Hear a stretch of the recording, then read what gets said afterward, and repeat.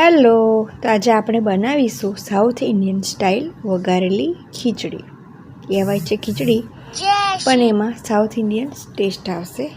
તો આપણે તેલમાં રાઈ, જીરું, અડદની દાળ, હિંગ, ચણાની દાળ, સૂકા મરચાં, તેજપત્તા, લીલા મરચાં, લસણ, આદુની પેસ્ટ નાખી દેવાની અને લીમડો ધોઈને નાખી દેવો.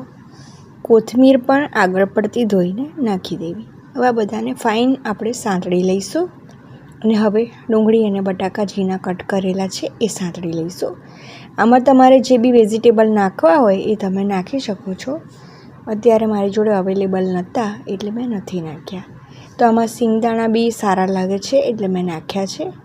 ટામેટાં ઝીણા કટ કરીને નાખ્યા છે અને આ બધું ફ્રાય થાય, સરસ સતળાઈ જાય એટલે આપણે એમાં મસાલા કરીશું. તો મેં આમાં લાલ મરચું, હળદર, ધાણા જીરું, થોડો ગરમ મસાલો અને સ્વાદ મુજબ મીઠું એ નાખી અને દાળ ચોખા છે એને નાખી દીધા છે.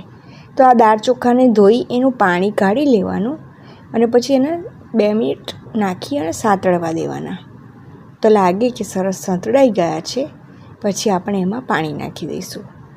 તો આ ખીચડી તો મીડિયમ જ સારી લાગે છે, પણ તમને જોઈએ એ પ્રમાણે તમે પાણી નાખી શકો છો. ઢીલી છૂટી જે કરવી હોય એ પ્રમાણે તમે પાણી નાખી શકો છો. 4 થી 5 વિસલ વગાડ્યા પછી આ મારી ખીચડી રેડી થઈ ગઈ છે. સ્વાદમાં બહુ મસ્ત લાગે છે.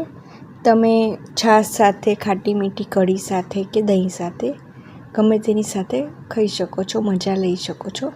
તો કોઈ દિવસ આવું સાદું ખાવાની પણ બહુ મજા આવે છે. તો તમને કેવું લાગ્યું જરૂરથી જણાવશો. Okay, bye. તો ચાલો આપણે હવે ખીચડીની મજા